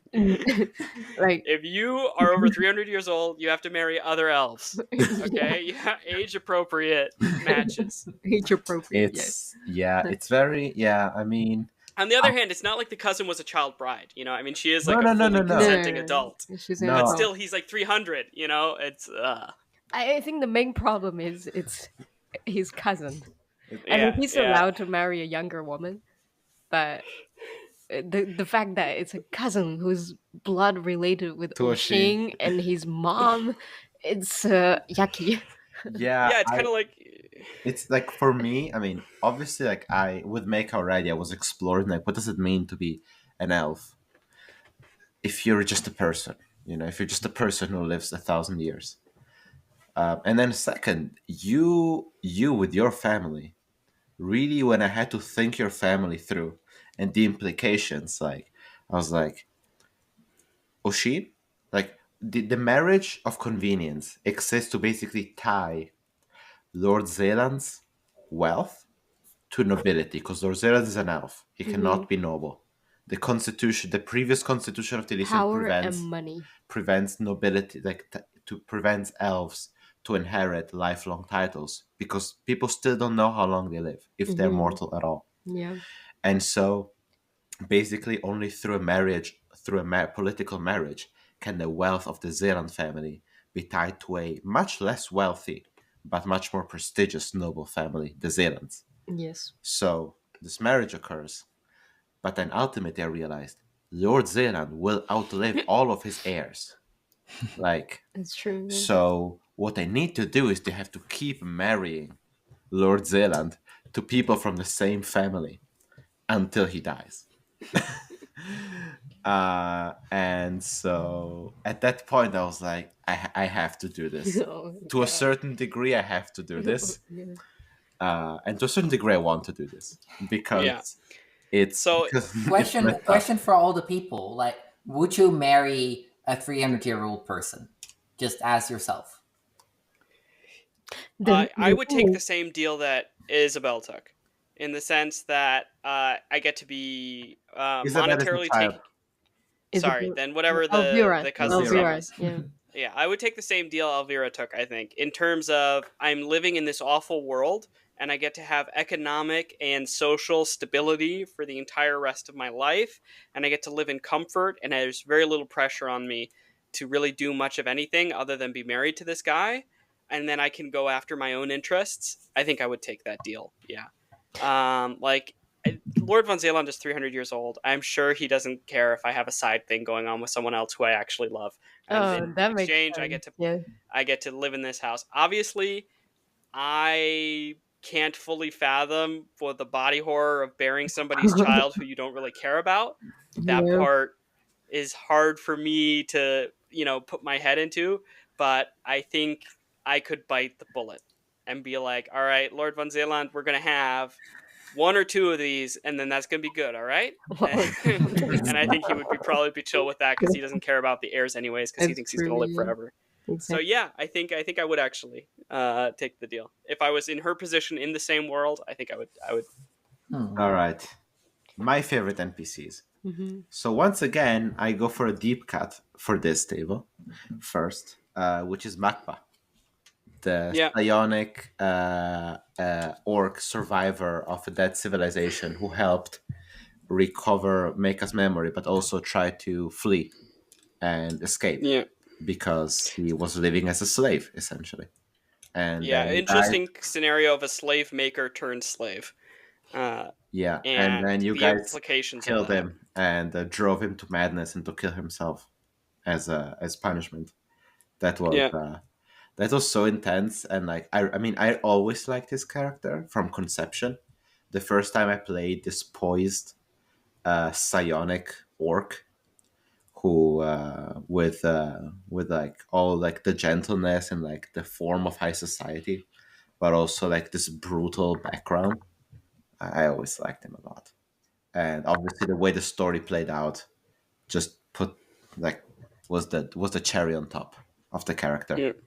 But only Ceres can really appreciate this. So I will go for someone else who I wish we had had more time with, but because of the necessity of the narrative was always far away. The All Eye, the matron was on Yes. your side, and that who had glimpses, who had experiences of the future. You said no villains. He's not He's not a vigorous. villain. Absolutely, he's a villain. Oh my god, he's complicit in 300 years of monarchy and destruction and loss of autonomy and Yeah, self-respect and that dignity. should be put on Of trial. course, this guy, like, he's not Stalin, but he is somebody else in the Politburo. Okay, fine. Then Makba is a villain too, I guess. Yeah, he is. Yeah, I mean, he is. You picked two villains. Uh, uh, uh, foiled by my own. But yeah, but no, the All Eye was very interesting. His whole power being he's a powerful psionic warrior who experiences the present of all the people the worm will ever infect at once. Therefore, the past and future at once. The idea that he poisons himself so that to reduce his psionic capabilities so he can live a more normal life, and the fact that he knows for a fact when the Elysium ends because he knows when the last worm host memories are. Like, there's an end to the movie. And I just think that I thought that was a really interesting concept. Like, imagine you lived life like life was a movie in a Netflix browser and not a live stream. And you could just be like, oh, there's only a half hour left. And wait, you could just skip there. You could just experience it right now. Yeah, and yeah, I like that. I really enjoyed the part of the poisoning because it's like he literally needs to poison himself to like experience like freedom and the Illusion of choice. uncertainty. Yeah, the uncertainty, the illusion of choice. That was it's a small detail, but I really enjoyed doing like writing that. And as a dungeon master, at a certain point, I ended up empathizing with him Oh, eyes. because as a dungeon master, because I was in a similar train where like I don't know all the details, but like I know where this is going, and I'm watching this kind of play out. And yeah, that was interesting. That was I interesting. think it's also interesting the idea if you experience all of life at once, it's not that precious anymore. No, You know what I mean? Like, because it doesn't really feel that finite. You're just experiencing it all at once. So it's not even really like it ends after 63 years. Your consciousness is just sort of experiencing it all at once, looped back over each other, fading in and out of this moment and that moment, you know? And it's like, it's not that precious. It more becomes an object of study, like a Wikipedia article or something like that. Oh, this is what this, then this happens, and then that happens, right? Then this detail, then that's what happens, right? And once you've kind of studied it all and it sort of loses interest, I get why he didn't really fight for his life at the end. Yeah. Yeah, I mean, he had 300 years to kind of accept that he was going to die. But by the idea that like his consciousness can basically bounce back and forth, he might have had 900 years or 600 years. Yeah, exactly. I mean, he basically has as much time as he has interest, Yeah. in a sense. Yeah. So, okay. Now we do villains and villains. I mean, I see Magpie as a villain. I think we should go with the lightning round because we got to wrap this up. Yeah. Right. All right, lightning round. Ceres, favorite villain. The matrons. We never really got to spend too much time with any one individual, except for the All Eye. But the fact that they were so willing to grab power instead of risking personal injury, and that they justified 300 years of oppression with it, felt really relatable. That felt like that's something humans do in real life. And then the fact that, confronted with all evidence to the fact that their regime is crumbling and they need to give up power, the idea that they go, no, we're doubling down, we're going to start a new Elysium with blackjack and hookers, we're wiping everybody out except for these 2,000, and we're going to start again, even though we're so old and decrepit and our abilities are falling apart. Madness. Oh yeah, definitely. Our bodies are, our bodies are giving out, our bones are rotting out of our heads, and it's just like, no, we're going to hold on to power, no, we can do it, no more. They literally have an all-seeing, they literally have someone who can tell them the future, that can tell them it's not going to work, and they're just like, no, we're gonna do it, we're doubled down. Yeah, I was like, things that I love. What bastards. And it made me very happy to kill them, and it felt really like relatable villains. Yeah, like villains out of fear, villains out of nothing but unenlightened pure fear and drive for power. And I was like, yeah, ain't it always so? Yeah, I think one of a word that I would use to characterize a lot of my better NPCs in this campaign is delusional. Delusional. Delusional. Yeah, I mean, in Mecha too, like you have delusional people left and right. Mecha with their idea of going back home, conquering back the sea, going back to her paradise, the shores where she grew up in. It's like, those shores don't exist anymore, Mecha. Yeah. All right. And they're also not going to bring back your parents. And they're also not going to bring back your parents. I'm sorry. Neriad. It's like there has to be like a shout out for, I think, one of our underappreciated small time villains, Cat House. They're a house, but they're also a cat. I love them with all my heart. Yes, cute. Yeah.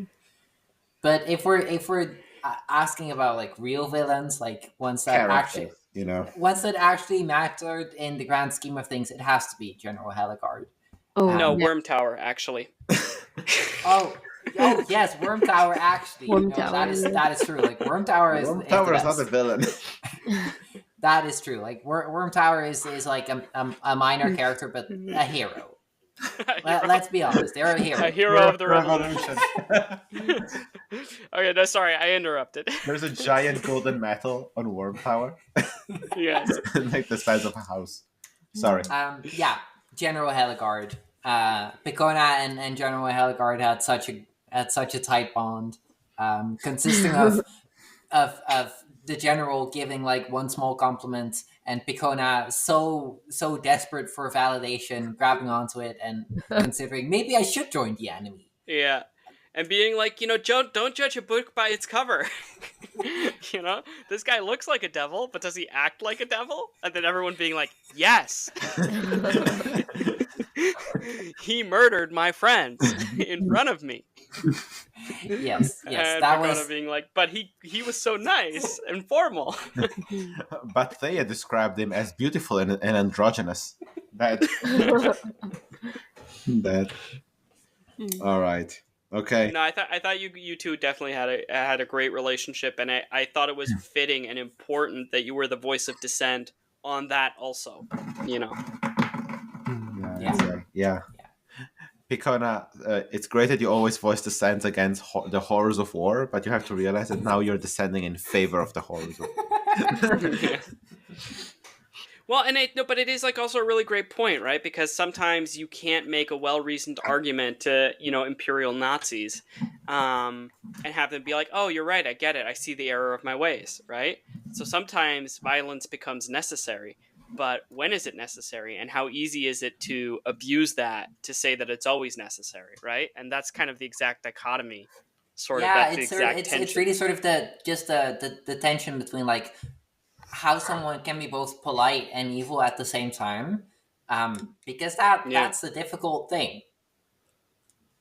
Yeah. Yeah, and also, uh, I think you're right. He doesn't come in preaching of his own needs and his megalomaniacal need for power. He comes in and says, "Look, I have this vision of the world, and in order to enable that vision of the world, I have to do these things. And I'm very polite and I'm very nice while I do it, but I'm also here to crush you underfoot if you stand in my way." Nothing against you personally, but I'm gonna do an imperialism. Yeah, Yeah, Yeah. exactly. like he definitely was like flattering to Picona, because to him Yes. Picona was like this great this living machine of war. Hmm. Like Yeah, no need to turn you into a devil. You're Yeah. already you're yeah. already You're already an Yeah, apex you're predator. Get ready. out Yeah. there. yeah. Would you like to be sponsored? Yes, Exactly. he's recruiting. Yeah. Do you want a cool cannon and a sick ass uniform while Yeah. you turn yourself into a wooden colossus and Hmm. crush our enemies? Yeah, Yes. so he was flattering. He was like such a beautiful starborn creature. Mhm. You will be celebrated and Yeah. revered in our Yes. if the Mirian Empire gets to rule the Elysium. That was the Devil Empire for all those confused. Yeah, the Yeah. We devil. were The also Devil confused. Empire, Ymirian, yeah. Yeah. All right, Okay, Copernicus, you're up. Copernicus. Yes, I'm gonna say Udamog as my Okay, to favorite be fair, we are running out of enemies. villain. Yeah, we are. I mean, there are other devils which were quite majestic and they were fanatics. There's Absolutely. Bird Guy. Yeah, there's the bird guy, which Oshin killed and resented very much because he almost killed Oshin with one shot. It was absolutely insane. But I would say I really like the design of Ulamog. That he is Yeah. a galactic. Can I say he's a galactic creature? I mean, arguably, Sure. he's even more than that. Yeah, Because he's he's higher dimensional than us. exactly. Yeah, he's a cosmic creature. Yeah. This mysterious cosmic creature, which would like to make deals with the Elysium people of the Elysium Empire, and he has shown the path, the star path, Yeah. Yeah, the I think what makes magical him tree interesting is tree path. yeah. He has shared it with Pecona, Idarian, Brunek, and Oshin. He's this godlike existence in the I story. think he's very interesting because he's so powerful and Yeah, he's so extraterrestrial, but he's but still he's actually very reliant. understandable. Like Yeah, his motives are I want to eat, and what he's offering you in exchange is power. So it's he's very very approachable simplistic. Yeah, for the fact yeah. that he's this cosmic creature. And that I think makes him almost more scary because you're like, wow, okay, I guess I'll do a deal with him. I hope he doesn't betray me. Yeah, it's really like you have 2 points and one line in between. Very simplistic. Yeah. Yeah. Yeah. And I think it's quite elegant. Yeah. Yeah. Yeah. Well, I mean, if I were to freely pick now, I would also pick the Matrons, probably. Yeah, I like the character design of the matrons, Yeah, but those since drawings they were were fun mentioned to already, make. yeah. Those drawings were Yeah. fun to make. But since we already brought up the Matrons, Yeah. I will bring up my other ensemble cast of villains, the Incursors, the second Incursors of Nidzar. Now, sadly, Neriad, you haven't fought them, but you have looted their bunker. It's where you got all the devilish weapons. Yes. Yes. Yeah. Yes. Yeah, the Incursors to me were a lot of fun to design because each one of them had a past. And that doesn't mean that each one of them was like secretly a good guy or secretly had a heart of gold, but they all were in it for something. They were this unit, this unit of foreign troops, half from the Khazari Waste, a land of necromancy where people are bred in safe How plantation. dare you tell Copernicus to wrap it up, and now you're getting into what Yeah. Yeah, you're right. You're right. But yeah, They came from far off lands, and they were all victims of oppression. yeah, they were all victims of oppression, but some of them were very ambitious and were in it for to climb the ranks of the oppression, and some of them were doing it just to survive, and some of them truly believed that this mission would help bring peace and avoid a much bigger war. Yeah. But ultimately, they were all defeated. But I really enjoyed running the battle against them. It was a bit longer than I wished it had been, but it was still very dynamic. Yeah, it was crazy. It was actually literally like 11 rounds and spread over 3 sessions. Four Yeah. 4 sessions. I wish we had played more cat and mouse game with them, but I really enjoyed the scene where they blackmailed Idarion and Zedek, and they took care of the private investigator who was looking after Idarion and into his past, and they killed Yeah. him for him. And it was like, now you owe us. Yeah. And when we say jump, you say how high. And Yeah. then obviously things didn't turn out well for them. But Yeah. I love that. I love that the enemies underestimate us consistently. yeah, That was always a fun feeling. That's a fun trait to give your enemies, because it justifies why can the villains beat these guys who are arguably supposed to be better than the heroes at their job because they're professionals or whatever, and Yeah. also characterizes the villains and makes them look like dicks. And it's fun when overconfident dicks get what they Get to deserve. have their third act meltdown. Yeah, the third at Metal. I love to roleplay a good like moment where the villain goes like, "This isn't possible. This isn't supposed to happen. This isn't fair. This isn't I'm better than you." exactly." No Yeah, man can I kill love me, I yeah. love third act meltdowns, and it was fun to roleplay them. Yeah, no man can kill me. All right. Well, I think we need to wrap this up. So, any closing words on the campaign? I thought it was fun. I think we should do it again. I think I should DM this time. No, I should DM. I was good at it. No. I already have a campaign prepped. Get out of here. All right.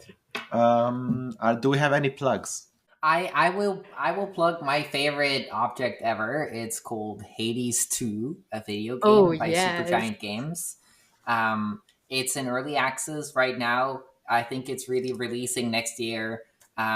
It's great. I've already got 150 hours in just the first run, and I'm excited to see what happens after you complete the first run. Because I've just been speedrunning like the very first segment of the game. I have no idea what happens after. Nice. That sounds exciting. Excellent. I could plug a video game too, but after 3 days of celebrating Christmas with family, I'm going to plug taking a nice long nap. I highly recommend it, and I'm about to do so. Yes, I can plug in The Last of Us. Many people know the video game, but have you watched the HBO show? Yes. There's Not currently one season that came out last year, and it's absolutely fantastic. Very authentic to Very true to the video. very true to the video game. Yeah. And the next season is coming up very soon. Exactly, Or yeah. It's really coming soon. So, yeah, good plug. Yeah, on my side, I think that I want to not plug world building tools like World Anvil, because I found after a long experience with trying different stuff that the best way to keep your campaign notes and world building stuff organized is like OneNote. It's like, or any software that you use to like make notes.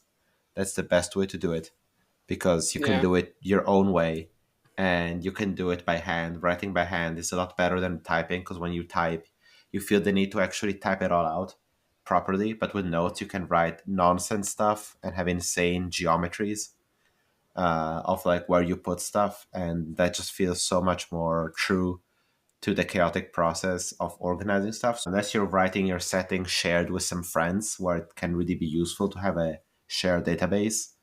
If it's your setting, just use OneNote or like pick up a piece of paper. That's Yeah. my plug. Paper. Nice. All All right. right, well, that'll just about do it for our 11th episode. If you want more, 11th you can find us. episode. Oh my god. Yeah. You Ah, can find us on youtube.com/@afriendlyorbit, as well as Spotify and Apple Podcasts. If you happen to have any astral echoes you want to share with us, you can email us at afriendlyorbit@gmail.com. All one word. all right. Ceres, Copernicus, and Neriad. I'll talk to you later.